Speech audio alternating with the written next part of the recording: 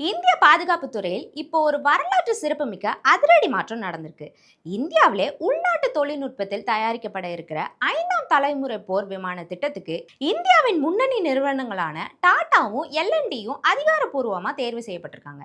இந்திய விமானப்படையின் எதிர்கால முதுகெலும்பா மாறப்போகும் இந்த அதிநவீன நடுத்தர ரக போர் விமான திட்டத்தில் பங்கேற்க கடுமையான பரிசீலனைக்கு அப்புறமா தான் இந்த நிறுவனங்கள் தேர்ந்தெடுக்கப்பட்டிருக்காங்க.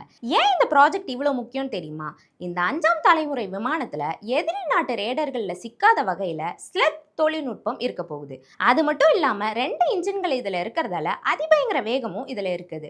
அது போல செயற்கை நுண்ணறிவு எனப்படும் ஏஐ தொழில்நுட்பம் மற்றும் நவீன ஆயுதங்கள் பொருத்தப்பட போகுது. இதனை தொடர்ந்து ஆந்திரா மாநிலம் சத்யசாய் மாவட்டத்துல சுமார் 16,000 கோடி ரூபாய் மதிப்புல இதற்கான பிரம்மாண்ட உள்கட்டமைப்பு வசதிகள் உருவாக்கப்பட இருக்கு. இதற்கான அடிக்கல் நாட்டு விழாவில் பேசிய பாதுகாப்புத்துறை அமைச்சர் ராஜ்நாத் சிங், இது இந்திய பாதுகாப்பு வரலாற்றின் புதிய அத்தியாயம் என பெருமிதத்தோட சொல்லியிருக்காரு.